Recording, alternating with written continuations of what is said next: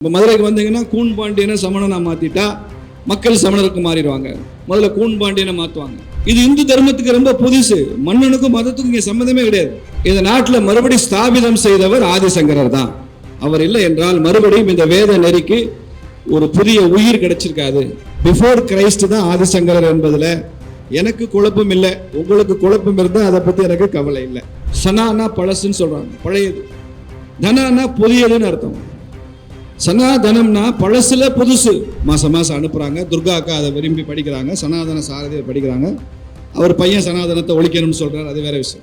விவேகானந்தர் ஆதிசங்கரையும் அத்வைதம் பத்தியும் பேசுறதெல்லாம் கேட்டீங்கன்னா நமக்கு அப்படியே புல்லரிக்கிற அளவுக்கு சொல்றாரு. அத்வைதம் என்பது மிகப்பெரிய சித்தாந்தமாக மாறி அதை வைத்துக் கொண்டுதான் மிகப்பெரிய தர்க்கங்கள் நடத்துறாரு. ஆதிசங்கரர் தர்க்கத்துல கெட்டிக்கார். நாடெல்லாம் சென்று தர்க்கங்கள் நடத்துறார். ஏன்னா அதற்கு முன்னால் தோன்றிய மதங்கள் பௌத்தமும் சமணமும் ரொம்ப ஹைலி இன்ஸ்டிடியூஷனலைஸ்ட் ரிலிஜனா இருந்தது. மொனாஸ்டிக் ரிலிஜனா இருந்தது. துறவு மனப்பான்மை கொண்ட துறவிகளை உருவாக்குகிற மதமா இருந்தது. அதை கவுண்டர் பண்ணணும், தர்க்கத்தில் அதை ஜெயிக்கணும். நாடு முழுக்க போறார்.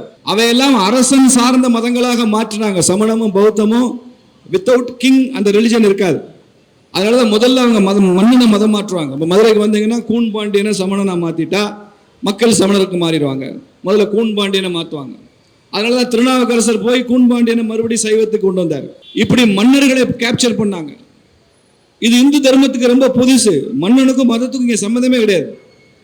மன்னன் பக்கத்திலே போக மாட்டாங்க துறவிகள். துறவிக்கு வேந்தன் துரும்பு போக மாட்டாங்க. ஆனால் அங்கே அப்படிதான் நடந்தது. King will patronise the religion. அப்போ இந்த மாதிரி நிறைய சவால்கள், மதமாற்றம், ஆலயங்கள் சீரழிந்திருந்தது, வேத நெறி குறைஞ்சி போச்சு. மதுரையில எல்லாம் சொல்றாங்க, எங்க பார்த்தாலும் வேத முழக்கம் கேட்குமா. பழைய பாட்டுல எல்லாம் மதுரை காஞ்சியில எல்லாம் எழுதப்பட்டிருக்கு 2000 வருஷத்துக்கு முன்னால வேத முழக்கம் கேட்கும். இப்போ எல்லாம் போங்க, காலையில் எத்தனை ரேடியோ போட்டு என்னென்னமோ முழக்கமெல்லாம் கேட்குது. இப்போ வேதத்தை தவிர எல்லா முழக்கமும் இருக்கு மதுரையில். உங்க ஊர் அப்படிதான். அந்த வேத நெறியை திரும்ப தழைத்து இந்த நாட்டில் மறுபடி ஸ்தாபிதம் செய்தவர் ஆதிசங்கரர் தான். அவர் இல்லை என்றால் மறுபடியும் இந்த வேத நெறிக்கு ஒரு புதிய உயிர் கிடைச்சிருக்காது. அதை நாடெல்லாம் போய் செஞ்சார். இந்த ஆதிசங்கருடைய காலமே என்னன்னு பல பேர் அதை ஒரு சர்ச்சை குறிசா மாத்தின டிஸ்பியூட். ஆதிசங்கரர் கிபி 8ஆம் நூற்றாண்டுன்றான். ஆதிசங்கரர் கிமு 5ஆம் நூற்றாண்டு. ஏன்னா இந்த வெளிநாட்டில் இருக்கிற ஹிஸ்டோரியன்ஸுக்கு, பிரிட்டிஷ்காரனுக்கு, இங்கிலீஷ்காரனுக்கெல்லாம் அவனுக்கு ஒரு சைக்காலஜி இருக்கு. எல்லாத்தையுமே அவன் கிறிஸ்துக்கு அப்புறம் தான் காமிக்கணும்னு நினைப்பான். கிறிஸ்துவுக்கு முன்னாலேயும் இங்கே ஒரு நாகரிகம் இருந்தது, சிந்தனை இருந்தது, பெரிய பெரிய தத்துவம் இருந்தது என்பதெல்லாம் அவன் ரொம்ப கஷ்டப்பட்டு தான் நம்புவான். அவ்வளோ சுலபமாக ஏற்றுக்க மாட்டான். அது அவனுடைய பழக்கம். அது அதனால தான் உயிரினங்கள் தோன்றினதே 4000 வருஷத்துக்கு முன்னால் கொண்டு போக முடியல. ஏன்னா அவனுடைய பிபிலிக்கல் பிலீஃப் அவனை தடுக்குது. அதனால ஆதிசங்கரரை கிறிஸ்துவுக்கு பின் அப்படின்னு காமிக்கிறது தான் ஹிஸ்டோரியன்ஸ் முயல்றாங்க. ஆனால் நான் ஆணித்தரமாக அடுத்து சொல்வேன், ஆதிசங்கரர் கிறிஸ்துவுக்கு முந்தையவர், பிஃபோர் கிரைஸ்ட். புத்தர் எழுப்பிய பல கேள்விகளுக்கு, தர்க்க ரீதியாக புத்தர் எழுப்பின பல கேள்விகளுக்கு ஆதிசங்கரர் பதில் சொல்றார். அப்படிதான் இன்னைக்கு எல்லா ஹிஸ்டரியை பதிவு செஞ்சிருக்கு. ஆன்மான்னா என்னன்றது ஆரம்பிச்சு பல உலகாதிய தத்துவங்களை பற்றி, ஜீவாத்மா பரமாத்மா பற்றியெல்லாம் புத்தருடைய தர்க்க ரீதியான கேள்விக்கு பதில் சொல்றாருன்னா, புத்தர் 6ஆம் நூற்றாண்டு கிமு, இவர் கிபி 8ஆம் நூற்றாண்டுன்னா அப்போ 1400 வருஷம் கழிச்சு ஆதிசங்கர் வந்து பதில் சொல்லியிருப்பார். புத்தமும் சமணமும் கோலோச்சி தர்க்க ரீதியாக வெற்றி பெற்றார் என்று வரலாறு வருகிறது என்றால், அப்போ புத்தருக்கு அப்புறம் ஒரு 100 வருஷம் கழிச்சு பெரிய பெரிய புத்த நிறுவனங்கள்லாம் இருந்திருக்குமே தவிர 1400 வருஷம் கழிச்சு எந்த நிறுவனம் இருந்திருக்கும்? அப்போ பிஃபோர் கிரைஸ்ட் தான் ஆதிசங்கரர் என்பதில் எனக்கு குழப்பம் இல்லை. உங்களுக்கு குழப்பம் இருந்தால் அதை பற்றி எனக்கு கவலை இல்லை. சரி, நான் ஒன்றும் வரலாற்று நிபுணர்லாம் இல்லை, காமன் சென்ஸ் ஹிஸ்டோரியன் நான்.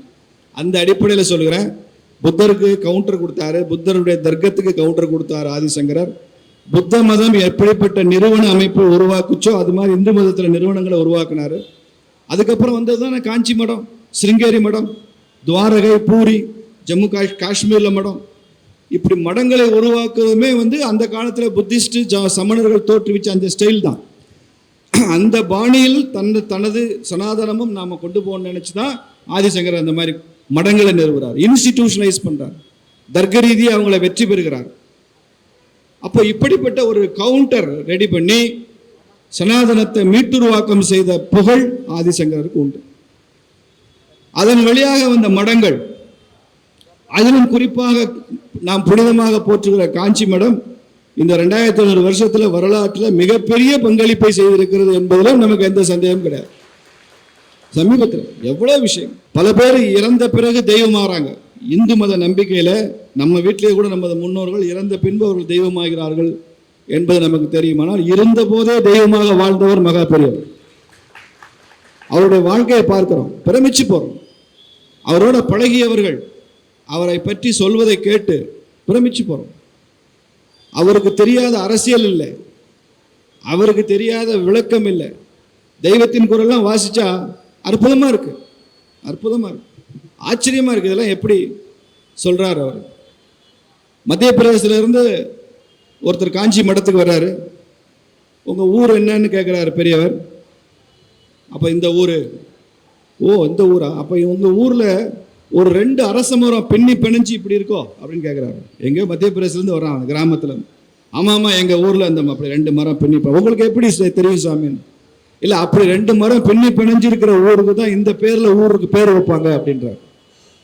ஊர் பேரே இப்படி இருந்தா அந்த ஊர் பேரு, அந்த ஊர்ல 2 அரச மரம் பிணைஞ்சு நிற்குமா? இது எப்படி தெரியுது அவருக்கு? இந்த மாதிரி பல ஆச்சரியங்கள். ரஷ்யா மகா பெரியவரை பத்தி ஒரு ரஷ்யாவிலிருந்து வந்த ஒரு டிப்ளமேட் எழுதினாரு. வடக்கு ரஷ்யாவில் பெண் குழந்தைகளுக்கு நீங்க நம்ம நாட்டில் உள்ளவங்க மாதிரியான பேர், இந்து பேர் வைக்கிறீங்களான்னு கேட்டிருக்காங்க. உண்மைதான், வச்சிருக்கிறாங்க. வடக்கு ரஷ்யாவில் இருக்கு இந்த மாதிரி பேர்கள்லாம். அங்கே பெண்களுக்கு பேர் வைக்கிறாங்க ரஷ்யாவில், ரஷ்யர்கள். அது யார் தெரியுமா? காயத்ரி மந்திரத்தினுடைய கோ ஃபவுண்டர், எங்க ஊர் பொண்ணு அப்படின்னு சொன்னாராம் காஞ்சி பெரியார். அந்த பேர் ரஷ்யாவில் வைக்கிறாங்க, நம்ம வைக்கிறது இல்லை, ரஷ்யாவில் வைக்கிறோம். இப்படி எவ்வளவு அற்புதங்களை நடத்தி காமிச்சிருக்கிறார். அதற்கப்புறமா ஜெயேந்திரனுடைய மிகப்பெரிய பங்களிப்பு இந்த ராம மண்டபம், அயோத்தி மண்டபத்தில் சொல்றேன். அயோத்தி பிரச்சனைக்கு தீர்வு காண அவர் எடுத்துக்கொண்ட அந்த முயற்சி நீங்க சொன்னா நம்ப மாட்டீங்க. சில இஸ்லாமிய அமைப்புகள் நாங்க போய் சங்கராச்சாரியாரை பார்க்கறதா அப்படின்னு ஒரு ஈகோ இருக்கத்தானே செய்யும், பிடிவாதம். நாங்க வரமாட்டோம் அப்படின்னு சொன்னப்போ அரசாங்க தரப்புல சொல்லியிருக்கிறாங்க, நாங்க எப்படி அவங்கள சமாதானப்படுத்தி உங்களை சந்திக்க கூட்டம் வந்துடுறோம்.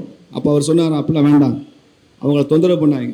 அப்போ என்ன செய்யலாம் சாமி? அவங்க இருக்கிற இடத்துக்கு நான் போறேன், பிரச்சனை தீரணும் என்று அவர்கள் இருக்கும் இடத்திற்கு இவரே சென்று பேச்சுவார்த்தையில் ஈடுபட்டு, உங்களுக்கு அதெல்லாம் தெரியும் அந்த எப்படியெல்லாம் அந்த பேச்சுவார்த்தை போச்சு, அதில் எப்படி சுமூகமான தீர்வு வந்தது.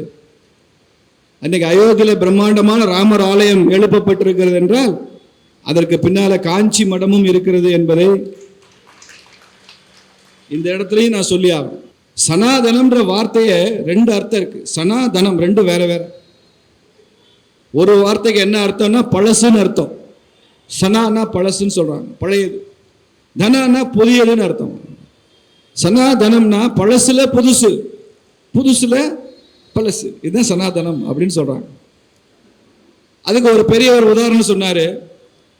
இப்போ கன்னியாகுமரி போறீங்க, அங்கே போய் காலைல சன்ரைஸ் பார்க்கலையா அப்படின்னு சொல்றோம். சன்ரைஸ் பார்க்கணும்னு போறோம்.